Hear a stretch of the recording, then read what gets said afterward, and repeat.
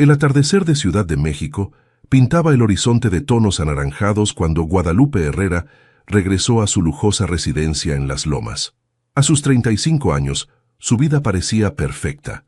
Casada con Juan Montero, uno de los empresarios más prominentes del sector inmobiliario mexicano, vivía rodeada de comodidades que la mayoría solo podía soñar. Sin embargo, la sonrisa que mantenía en público se desvanecía al cruzar el umbral de su hogar. Dejó su bolso Hermès sobre la mesa de mármol del recibidor y observó el espacio vacío. La casa de 3 pisos, con su decoración minimalista y obras de arte contemporáneo mexicano, siempre le había parecido excesivamente grande para 2 personas. El eco de sus tacones contra el piso de madera brasileña resonaba en el silencio. «¿Juan?», llamó por costumbre, aunque sabía que no obtendría respuesta. Su esposo rara vez llegaba antes de las 10 de la noche. Subió las escaleras hacia su despacho personal, un pequeño refugio que había decorado con fotografías de su familia en Oaxaca y libros de literatura latinoamericana. Al encender su computadora, un correo electrónico captó su atención. Servicio de cámara restaurado. Sistema nuevamente en línea. Guadalupe frunció el ceño. 3 semanas atrás, la cámara de seguridad que había instalado discretamente en su habitación principal había dejado de funcionar. Juan le había dicho que probablemente era un problema del servidor y que no valía la pena arreglarlo, pues el sistema de seguridad principal de la casa era más que suficiente. «Es innecesario, Lupe», le había dicho con ese tono condescendiente que usaba cuando creía que ella exageraba. «Vivimos en la zona más segura de la ciudad, con guardias las 24 horas. Pero Guadalupe había insistido en instalarla después de que varios objetos personales, un collar de su abuela, algunos documentos privados, desaparecieran misteriosamente. Juan había sugerido que quizás los había extraviado o que alguna de las empleadas domésticas podría ser responsable, pero algo no cuadraba en sus explicaciones. Con manos temblorosas, accedió a la plataforma de seguridad. El sistema mostraba que la cámara había vuelto a funcionar automáticamente tras una actualización. Lo más inquietante, había grabaciones almacenadas de los últimos días que no había revisado. «No le dije a Juan que la cámara volvió a funcionar», pensó, sintiendo una mezcla de culpa y determinación. Parte de ella quería creer que su desconfianza era infundada, pero otra parte, una más intuitiva, le decía que algo no estaba bien en su matrimonio. Revisó el calendario en su teléfono. Juan estaría en Monterrey hasta mañana por la noche, según le había informado. Tenía tiempo suficiente para revisar las grabaciones sin interrupciones. Con un nudo en el estómago, comenzó a reproducir el archivo más reciente. Las primeras horas mostraban la habitación vacía, iluminada apenas por la luz que se filtraba a través de las cortinas de lino egipcio. A las 14:30 la puerta se abrió. Guadalupe contuvo la respiración. Era Juan, quien supuestamente estaba en Monterrey desde ayer. Venía acompañado por Sofía Vega, su asistente personal, una mujer de 28 años con quien Juan pasaba más tiempo que con su propia esposa. Lo que vio a continuación hizo que su corazón se detuviera. Juan y Sofía no estaban revisando documentos de trabajo, como siempre le había asegurado. Los vio besarse apasionadamente, desvestirse mutuamente y utilizar la cama matrimonial para sus encuentros. «No puede ser», murmuró Guadalupe, sintiendo cómo las lágrimas corrían por sus mejillas. Pero eso no fue lo peor. Mientras avanzaba la grabación, la conversación poscoital entre los amantes reveló algo mucho más perturbador. «¿Cuándo le dirás a Guadalupe sobre el divorcio?», preguntó Sofía, acariciando el pecho de Juan. «Pronto. Ya tengo todo preparado. El abogado ha encontrado la manera de invalidar el acuerdo prenupcial. Ella no verá venir lo que le espera». Sofía sonrió. «¿Y si sospecha algo?». «Imposible. Guadalupe confía ciegamente en mí. Además, todos los documentos que necesitaba de su familia ya están en mi poder. Incluso conseguí que firmara los papeles para la transferencia de su propiedad en Oaxaca, sin que se diera cuenta de lo que estaba firmando realmente». Guadalupe pausó el video sintiendo náuseas. La propiedad en Oaxaca era la casa de su infancia, el único legado que su padre le había dejado antes de fallecer. Juan le había dicho que los documentos que firmó eran para actualizar el seguro de la propiedad. Con dedos temblorosos, avanzó la grabación. Lo que escuchó a continuación la dejó helada. «¿Y si descubre algo?», insistió Sofía. Juan soltó una risa despectiva. Si intenta algo, siempre tenemos el plan B. Recuerda que Ricardo está listo para cualquier eventualidad. No sería el primer accidente que maneja para nosotros. Guadalupe apagó la computadora de golpe. Ricardo Fuentes era el jefe de seguridad personal de Juan, un exmilitar con una mirada fría que siempre la había incomodado. Las implicaciones eran claras. No solo planeaban despojarla de todo, sino que su vida podría estar en peligro si interfería. Se levantó, caminando en círculos por la habitación. Necesitaba pensar, elaborar un plan. No podía confrontar a Juan directamente, no ahora que sabía de lo que era capaz. Tampoco podía recurrir a la policía sin pruebas concretas contra alguien tan poderoso como Juan Montero, cuyos contactos incluían a altos funcionarios del gobierno. Guadalupe se acercó a la ventana, observando el jardín perfectamente cuidado de su mansión. La jaula dorada que alguna vez había considerado un hogar, ahora se revelaba como una elegante prisión. Su corazón latía con fuerza mientras tomaba una decisión. Usaría el conocimiento recién adquirido para protegerse y desenmascarar la conspiración. Con determinación, secó sus lágrimas. Si Juan Montero creía que podía subestimarla, estaba a punto de descubrir cuán equivocado estaba. Guadalupe apenas durmió esa noche. Su mente trabajaba frenéticamente, analizando cada detalle de la conversación que había presenciado. Al amanecer, tenía claro que necesitaba actuar con extrema cautela. Juan regresaría al día siguiente y debía prepararse. Lo primero que hizo fue contactar a Martín Salgado, su primo hermano y abogado de confianza, que vivía en Puebla. No le contó toda la verdad por teléfono, pero le pidió que viniera urgentemente a Ciudad de México. «Necesito consultar algo personal y confidencial», le dijo. «No puedo hablar por teléfono. Estaré ahí mañana temprano», respondió Martín, notando la tensión en su voz. Después Guadalupe se dirigió al banco, donde guardaba sus documentos personales en una caja de seguridad que Juan desconocía. Revisó meticulosamente el acuerdo prenupcial, confirmando sus sospechas. La cláusula de infidelidad le otorgaría el 40% de los bienes matrimoniales, una fortuna considerable. Ahora entendía por qué Juan buscaba invalidarlo. De regreso en casa, Guadalupe notó la camioneta negra de Ricardo estacionada frente a la propiedad.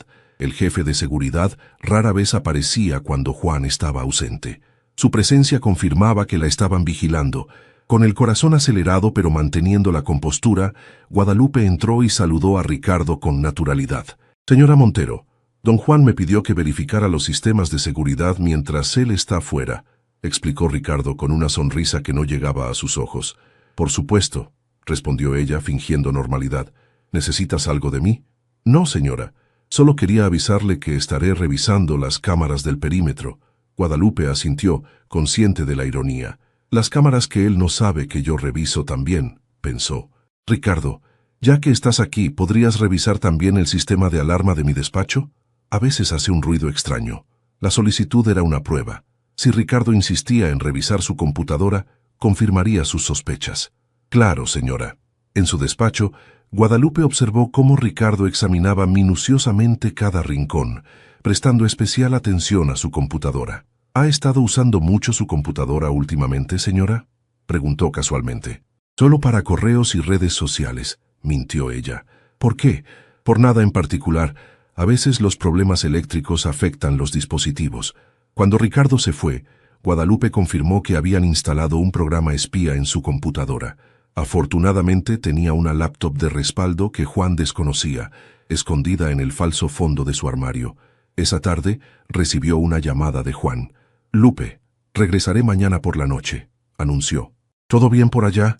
«Todo perfecto», respondió ella, sorprendida por su propia capacidad para mantener la calma. «Ricardo vino a revisar las alarmas». «Ah, sí, se me olvidó mencionarlo», dijo Juan con falsa casualidad. «Por cierto, ¿has revisado esos papeles del seguro que te mencioné?» Guadalupe entendió la referencia a los documentos de su propiedad en Oaxaca. «Todavía no. Estaba esperando que regresaras para que me explicaras mejor». Un breve silencio al otro lado de la línea le indicó que había dado en el clavo. «Está bien, lo revisamos juntos cuando vuelva», respondió finalmente Juan. «Te extraño, Lupe». «Yo también», mintió ella, sintiendo un escalofrío por la facilidad con que ambos se engañaban mutuamente. Al día siguiente, Martín llegó temprano. Guadalupe lo recibió en un café discreto lejos de su casa, donde le mostró copias de las grabaciones y le explicó la situación completa. «Que esto es muy grave, Guadalupe», dijo Martín después de escucharla. «Juan no solo está cometiendo fraude, sino que podría estar implicado en amenazas contra tu vida. Necesito protección legal inmediata y recuperar los documentos de la propiedad de Oaxaca», respondió ella, «y quiero hacerlo sin que Juan sepa que estoy enterada de todo, al menos por ahora. La clave está en esos documentos que firmaste. Si podemos probar que hubo engaño, podríamos invalidar cualquier transferencia», explicó Martín. «Pero necesito ver exactamente qué firmaste». Guadalupe recordó que Juan guardaba todos los documentos importantes en la caja fuerte de su estudio. «Están en la caja fuerte de Juan. Conozco la combinación, pero necesito acceder sin que nadie se entere». Martín reflexionó un momento. «Tengo una idea. Prepararemos una demanda por precaución, pero no la presentaremos hasta tener todas las pruebas. Mientras tanto, necesitas seguir actuando con normalidad». Antes de separarse, acordaron un código para comunicarse en caso de emergencia. Martín contactaría a un investigador privado de su confianza para vigilar los movimientos de Ricardo y Sofía. Esa noche, cuando Juan regresó, Guadalupe interpretó el papel de esposa amorosa a la perfección. Preparó su platillo favorito, escuchó atentamente sus historias sobre Monterrey y fingió interés cuando mencionó nuevos proyectos inmobiliarios. «Te he extrañado tanto», murmuró Juan, abrazándola por la espalda mientras ella lavaba los platos. Guadalupe reprimió un escalofrío, consciente de que esas mismas manos habían acariciado a Sofía en su propia cama. «Yo también», respondió volteándose para sonreírle. «Por cierto, mañana tengo que ir a Cuernavaca. Mi amiga Elena acaba de tener a su bebé y prometí visitarla. Era una mentira calculada. Necesitaba tiempo a solas para ejecutar el siguiente paso de su plan». Juan frunció ligeramente el ceño. «¿Cuernavaca? No me habías comentado nada». «Lo siento, se me olvidó con tantas cosas», improvisó ella. «Será solo por el día. Regresaré por la noche». Después de un breve silencio, Juan asintió. «Está bien. De hecho, yo también tengo reuniones todo el día. Cenaremos juntos cuando regreses».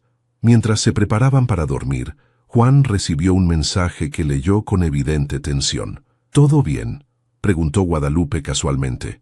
«Sí, solo un problema con un proyecto», respondió él apagando rápidamente su teléfono. Esa noche, acostada junto al hombre que planeaba destruirla, Guadalupe permaneció despierta, escuchando la respiración de Juan, el hombre con quien había compartido 6 años de su vida, a quien había amado sinceramente, era ahora su mayor amenaza.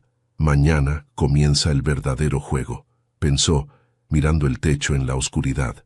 La partida de ajedrez había comenzado, y ella no tenía intención de perder. La mañana siguiente amaneció con un cielo gris sobre Ciudad de México, como si la naturaleza reflejara la tormenta que se gestaba en la vida de Guadalupe. Se despidió de Juan con un beso en la mejilla, sosteniendo su mirada con una sonrisa que ocultaba su verdadero propósito. En lugar de dirigirse a Cuernavaca, Guadalupe condujo hasta el despacho de Martín en la colonia Roma. Ahí se reunió con él y con Laura Domínguez, una investigadora privada con experiencia en casos de fraude corporativo. «Te he estado siguiendo a Sofía Vega desde ayer», explicó Laura extendiendo varias fotografías sobre la mesa. Se reunió con este hombre después de salir de las oficinas de Montero Inmobiliaria. Guadalupe examinó las imágenes. Mostraban a Sofía con un hombre de aspecto formal que Guadalupe reconoció inmediatamente. «Es Alberto Vidal, el notario que legalizó los documentos que firmé», dijo, sintiendo cómo las piezas encajaban. «Juan me dijo que era un viejo amigo de la familia». «Hay más», continuó Laura. «Sofía entregó un sobre a Vidal. Logré fotografiar parte del contenido cuando lo abrió en su auto. Las siguientes imágenes mostraban parcialmente unos documentos con el membrete de la propiedad de Oaxaca. «Están acelerando la transferencia», observó Martín. «Debemos actuar hoy mismo». El plan era arriesgado pero necesario. Guadalupe regresaría a casa mientras Juan estaba en la oficina y accedería a la caja fuerte para fotografiar los documentos originales. Simultáneamente, Martín prepararía un recurso legal para bloquear cualquier transacción relacionada con la propiedad de Oaxaca. «Si Juan o Ricardo te descubren, Di que buscabas las escrituras para mostrárselas a una amiga interesada en comprar una propiedad similar, le aconsejó Laura. Mantén siempre una explicación plausible. Antes de partir, Guadalupe recibió un teléfono prepagado para comunicarse sin ser rastreada. No confíes en ningún dispositivo que Juan te haya dado, advirtió Laura. Y recuerda, si sientes que estás en peligro inmediato, usa la palabra clave que acordamos para que activemos el protocolo de emergencia. Al mediodía, Guadalupe regresó a su residencia. Tal como esperaba, la casa estaba vacía excepto por Dolores, la cocinera que llevaba años trabajando para ellos y que preparaba el almuerzo en la cocina. Doña Guadalupe no la esperaba tan temprano, comentó la mujer sorprendida. Olvidé unos documentos importantes, explicó Guadalupe con naturalidad. Aprovecharé para trabajar un rato en el despacho de Juan. Si necesita algo, estaré ahí. Claro que sí, señora. Le prepararé un té. En el estudio de Juan, Guadalupe cerró la puerta con llave y se dirigió directamente a la caja fuerte oculta detrás de un cuadro de Rufino Tamayo. Con manos temblorosas, introdujo la combinación 082416, la fecha en que se conocieron, un detalle romántico que ahora le parecía una cruel ironía. La caja se abrió silenciosamente, revelando carpetas organizadas meticulosamente. Guadalupe encontró rápidamente la que buscaba, etiquetada Propiedad Oaxaca, GH. Lo que descubrió la dejó atónita. Los documentos no eran un simple traspaso de propiedad, sino un esquema complejo para transferir no solo la casa en Oaxaca, sino también todas sus cuentas bancarias personales a una sociedad controlada por Juan. Más alarmante aún, encontró un testamento falsificado con su firma, donde supuestamente dejaba todos sus bienes a Juan en caso de su fallecimiento prematuro. Con el corazón martilleando contra su pecho, Guadalupe fotografió cada página meticulosamente. Entre los documentos, encontró también correspondencia entre Juan y Alberto Vidal, discutiendo cómo invalidar el acuerdo prenupcial, mencionando la necesidad de crear evidencia contra ella. Mientras reorganizaba los documentos, escuchó el sonido de un auto estacionándose. Se asomó discretamente por la ventana y vio con horror que era el vehículo de Juan. No debía regresar hasta la noche.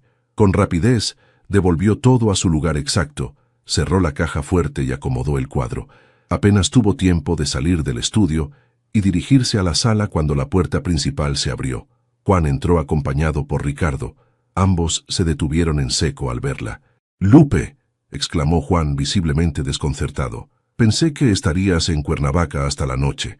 Guadalupe improvisó rápidamente. «Elena tuvo que cancelar a último momento. Su bebé tenía fiebre», mintió con fluidez. «Decidí regresar y sorprenderte con un almuerzo, pero veo que te me adelantaste». Juan intercambió una mirada casi imperceptible con Ricardo antes de sonreír forzadamente. «Qué considerada. Vine a buscar unos documentos que olvidé», explicó. «Ricardo me estaba ayudando con un asunto de seguridad». «Señora Montero», saludó Ricardo con un ligero asentimiento.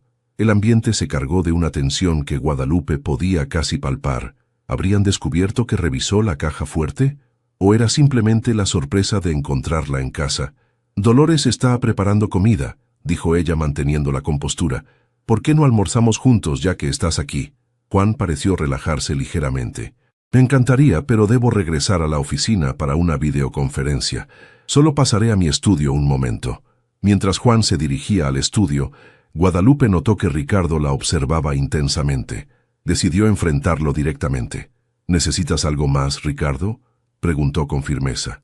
«No, señora. Con su permiso, esperaré al señor en el auto». Cuando Ricardo salió, Guadalupe envió rápidamente un mensaje codificado a Martín desde el teléfono prepagado. Águila regresó al nido inesperadamente. Documentos asegurados. Posible sospecha. Juan salió del estudio minutos después, aparentemente satisfecho. «Todo en orden», comentó casualmente. «Lupe, esta noche tenemos una cena importante con inversionistas. ¿Podrías usar el vestido azul que te regalé? Les encantará conocerte». Guadalupe asintió, consciente de que cada interacción ahora formaba parte de un peligroso teatro. «Por supuesto, estaré lista a las 8». Cuando Juan se marchó, Guadalupe esperó 10 minutos antes de llamar a Martín desde el jardín, donde era menos probable que hubiera micrófonos. Los documentos son peores de lo que imaginábamos, explicó en voz baja. No solo quieren robarme la propiedad, sino que han falsificado un testamento. Creo que planean. Se detuvo, incapaz de pronunciar las palabras. Un accidente, completó Martín gravemente. Debemos actuar de inmediato. No asistas a esa cena, Guadalupe. Podría ser una trampa. Si cancelo repentinamente, sabrán que sospecho algo, razonó ella. Debo mantener las apariencias mientras recopilamos más pruebas. Reluctantemente, Martín accedió, pero insistió en tener un equipo vigilando el restaurante desde el exterior.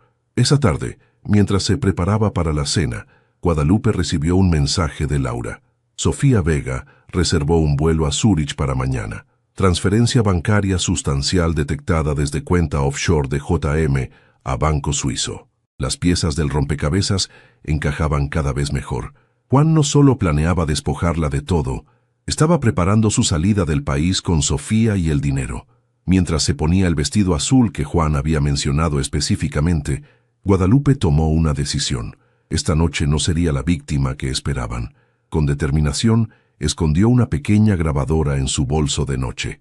Si Juan o sus socios mencionaban algo incriminatorio durante la cena, lo tendría registrado. El reloj marcaba las 7:30.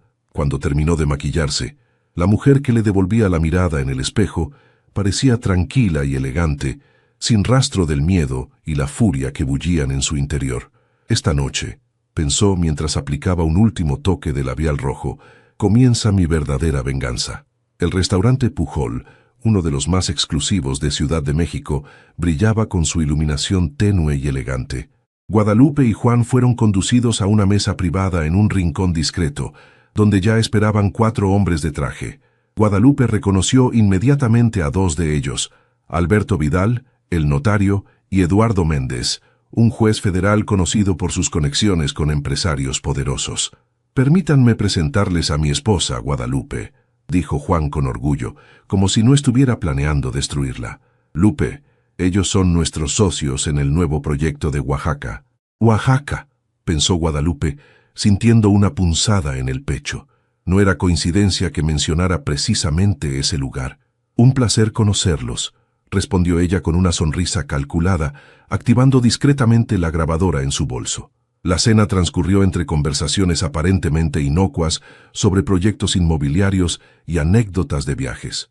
Juan mantuvo una mano sobre la de Guadalupe durante casi toda la velada, un gesto de falso cariño que ahora le provocaba repulsión. A mitad de la cena, Juan se excusó para atender una llamada, y Alberto Vidal aprovechó para dirigirse a Guadalupe. «Su esposo nos ha hablado mucho de la propiedad familiar en Oaxaca», comentó con fingida casualidad. «Debe ser un lugar especial para usted». «Lo es», respondió ella midiendo cada palabra. «Era la casa de mi padre. Tiene un valor sentimental irreemplazable». Juan mencionó que están considerando incluirla en el nuevo desarrollo, continuó Vidal. «Una decisión muy lucrativa». Guadalupe mantuvo la compostura, a pesar de que cada palabra confirmaba sus sospechas. «Mi esposo y yo aún no hemos tomado una decisión final sobre eso», respondió con firmeza. El juez Méndez intervino entonces. «A veces, señora Montero, debemos sacrificar el pasado por un futuro mejor», dijo con un tono que sonaba casi a amenaza. «Los negocios requieren determinación». Cuando Juan regresó, la conversación cambió abruptamente. Guadalupe notó que parecía tenso, consultando frecuentemente su teléfono. «¿Todo bien, querido?», preguntó ella con fingida preocupación. «Perfectamente», respondió él secamente. «Solo algunos detalles de último minuto para nuestro viaje a Suiza». Guadalupe sintió que su corazón se aceleraba. Juan nunca le había mencionado ningún viaje a Suiza. «¿Suiza?», preguntó con naturalidad.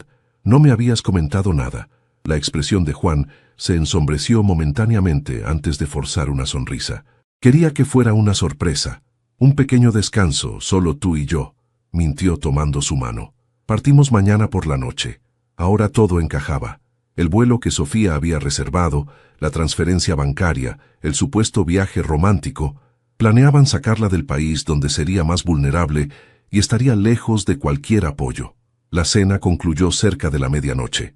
Mientras esperaban el auto, Guadalupe excusó a Juan por unos minutos y aprovechó para enviar un mensaje urgente a Martín. «Planean sacarme del país mañana. Suiza, necesito protección legal inmediata. De regreso a casa, Juan se mostró inusualmente afectuoso, hablando entusiasmado sobre el viaje sorpresa. Guadalupe interpretó su papel a la perfección, fingiendo emoción mientras su mente trabajaba frenéticamente. Deberíamos empacar esta misma noche, sugirió Juan. El vuelo sale a las 10 p.m., pero necesitaremos llegar temprano al aeropuerto. Claro, lo haré en cuanto me cambie, respondió ella. En la intimidad del baño, Guadalupe revisó los mensajes en su teléfono secreto. Martín había respondido: no abordes ese avión bajo ninguna circunstancia. Mañana a las 9 a.m. operativo en marcha. Mantente alerta pero no despiertes sospechas. Cuando regresó a la habitación, encontró a Juan revisando su propio equipaje. Sobre la cama había un vaso de vino tinto que él había servido para ella. Para celebrar nuestra última noche en México, explicó él, levantando su propia copa. Guadalupe tomó el vaso pero no bebió, fingiendo dar pequeños sorbos mientras hablaban. La desconfianza ya era total. Estoy agotada, dijo finalmente, colocando el vaso casi lleno en la mesita de noche. Continuaré con el equipaje mañana temprano. Juan pareció momentáneamente contrariado, pero asintió. Claro, descansa. Mañana será un día importante. Esa noche Guadalupe solo fingió dormir. Observó cómo Juan revisaba obsesivamente su teléfono, enviando mensajes a altas horas. Cuando finalmente se durmió, ella tomó el vaso de vino y lo guardó cuidadosamente en una bolsa hermética que escondió en su neceser. Si sus sospechas eran correctas, ese vino podría contener algo más que alcohol. Al amanecer, Guadalupe se levantó antes que Juan y pretendió preparar el desayuno. A las 8:30, recibió un mensaje de Martín. Todo listo, salga a comprar algo a las 9 en punto. Nosotros nos encargamos del resto. Juan, llamó ella desde la cocina. Acabo de darme cuenta de que no tengo adaptadores para los enchufes europeos. Voy a salir rápidamente a comprar algunos. Medio dormido, Juan asintió. Ricardo puede llevarte, ofreció, alcanzando su teléfono. No es necesario, la tienda está a 2 cuadras, respondió ella rápidamente. Regresaré en 20 minutos. Antes de que Juan pudiera insistir, Guadalupe ya había salido. En la esquina de la calle, un auto con Martín y Laura la esperaba. Justo a tiempo, dijo Laura mientras Guadalupe subía al vehículo. La Policía Federal acaba de entrar a las oficinas de Montero Inmobiliaria con una orden de cateo. El juez Hernández firmó las órdenes esta madrugada después de revisar las pruebas. Guadalupe respiró profundamente, sintiendo una mezcla de alivio y ansiedad. ¿Qué pasará ahora? Estamos llevándote a un lugar seguro, explicó Martín mientras el auto se alejaba del exclusivo vecindario. El laboratorio ya está analizando el vino que nos enviaste anoche. Si contiene alguna sustancia peligrosa, tendremos otra prueba contra Juan. En ese momento el teléfono de Guadalupe comenzó a sonar insistentemente. Era Juan. Déjalo sonar, aconsejó Laura. Cada llamada quedará registrada, demostrando acoso si fuera necesario. Pero Guadalupe tenía otro plan. Voy a responder, dijo con determinación. Quiero que escuche que no soy la mujer ingenua que creía. Activó el altavoz y respondió. ¿Dónde diablos estás?, espetó Juan, con una voz que Guadalupe apenas reconocía. Ricardo fue a la tienda y no te encontró. Por supuesto que no me encontró, respondió ella con calma sorprendente. Así como yo no encontré la verdad en ti durante estos 6 años, Juan. Un silencio tenso precedió a la respuesta. No sé de qué estás hablando, dijo él intentando mantener la compostura. Regresa ahora mismo, tenemos un vuelo que tomar. Un vuelo a Suiza con Sofía, ¿verdad?, contraatacó Guadalupe. ¿O acaso ibas a deshacerte de mí antes de subir al avión? El vino de anoche estuvo delicioso, por cierto. Una pena que no lo haya bebido. La respiración agitada de Juan era audible a través del teléfono. Estás confundida, Lupe. Vuelve a casa y hablemos. Las cámaras, Juan, lo interrumpió ella. La cámara que instalé en nuestra habitación volvió a funcionar. Lo vi todo. Tú y Sofía en nuestra cama, planeando cómo robarme mis propiedades, falsificando mi testamento. ¿De verdad creíste que sería tan fácil? No tienes pruebas de nada, respondió él, abandonando finalmente su fachada. Y si las tuvieras, no vivirías para usarlas. ¿Crees que alguien creerá a una mujer histérica por encima de Juan Montero? Tengo jueces, políticos y policías en mi nómina. Guadalupe sonrió, satisfecha por la confesión espontánea que acababa de grabar. No todos son corruptibles, Juan. La Policía Federal está en tus oficinas ahora mismo. Sofía probablemente ya esté declarando contra ti para salvar su propia piel.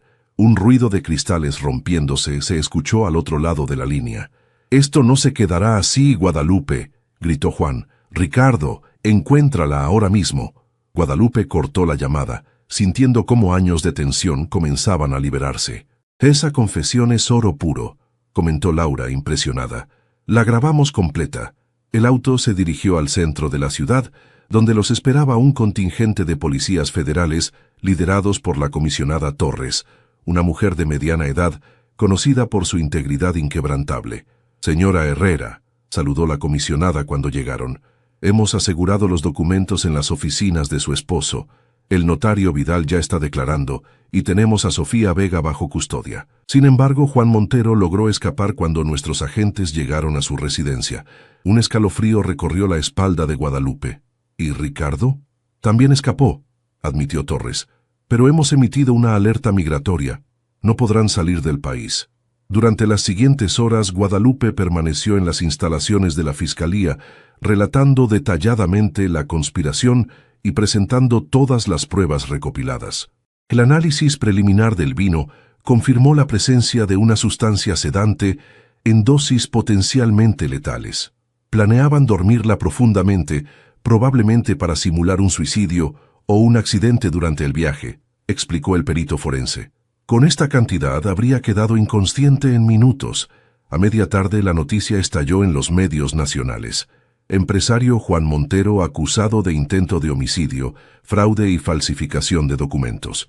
Las acciones de Montero Inmobiliaria se desplomaron en la bolsa mientras más detalles salían a la luz. Cerca del anochecer, Guadalupe recibió la llamada que esperaba. «Los encontramos», informó la comisionada Torres. «Juan y Ricardo intentaban cruzar la frontera hacia Guatemala con documentos falsos. Están siendo trasladados a Ciudad de México en este momento». 3 días después, Guadalupe regresó a la mansión en Las Lomas, acompañada por Martín y un equipo de seguridad privada. La casa, que una vez había sido su prisión dorada, ahora le parecía un espacio vacío, lleno de recuerdos amargos. Mientras recogía sus pertenencias personales, su teléfono sonó. Era un número desconocido. «Señora Herrera, soy Alberto Vidal», dijo la voz al otro lado. «Quiero que sepa que estoy cooperando plenamente con las autoridades. Juan Montero me amenazó. Me vi obligado a participar en...» «Ahórrese las excusas, señor Vidal», lo interrumpió Guadalupe. «Las grabaciones muestran claramente su participación voluntaria en el fraude. Nos veremos en los tribunales». Esa misma tarde, mientras supervisaba la mudanza de sus últimas pertenencias, Guadalupe encontró una fotografía enmarcada de su boda con Juan. Sus rostros sonrientes le parecían ahora los de 2 extraños. «¿Qué harás ahora?», preguntó Martín mientras observaba a su prima contemplar la fotografía. Guadalupe dejó el marco sobre la mesa y miró por la ventana hacia el jardín donde tantas veces había sentido la soledad disfrazada de privilegio. «Volver a Oaxaca, a la casa de mi padre», respondió con serenidad. «Recuperar mi vida y convertir esa propiedad en un centro cultural para niñas de comunidades indígenas. Algo bueno debe salir de todo esto». 1 mes después, los periódicos anunciaban: «Juan Montero y cómplices enfrentarán juicio por múltiples delitos. Fiscalía encuentra evidencia de otros fraudes inmobiliarios y lavado de dinero». El juez Méndez había sido suspendido pendiente de investigación. Sofía Vega había aceptado un acuerdo para testificar contra Juan a cambio de una reducción en su sentencia, y Ricardo enfrentaba cargos adicionales por otros accidentes, vinculados a socios de Montero que habían muerto en circunstancias sospechosas. Sentada en el porche de la casa colonial restaurada en Oaxaca, Guadalupe observaba el atardecer sobre las montañas. El dolor no había desaparecido por completo, pero cada día se sentía más liviana, más dueña de su destino. Su teléfono vibró con un mensaje de Laura. «Sentencia confirmada. 30 años sin derecho a libertad condicional para JM. Justicia servida». Guadalupe sonrió, respirando profundamente el aire puro de la tierra que casi le arrebatan. La cámara que olvidó mencionar había cambiado el curso de su vida, transformando una potencial tragedia en un acto de justicia y renacimiento. En la distancia, un grupo de niñas indígenas se acercaba por el camino de tierra hacia la casa, donde Guadalupe había establecido clases gratuitas de arte y literatura. Sus risas resonaban como un recordatorio de que después de la tormenta siempre existe la posibilidad de construir algo nuevo y hermoso sobre las ruinas del pasado. Mientras se levantaba para recibirlas, Guadalupe pensó en lo irónico de su situación. Juan había intentado despojarla de todo, pero en el proceso, sin saberlo, le había devuelto su libertad y un propósito que ahora iluminaba no solo su vida, sino la de muchos otros. La verdad, como la pequeña cámara escondida había demostrado, siempre encuentra una forma de salir a la luz.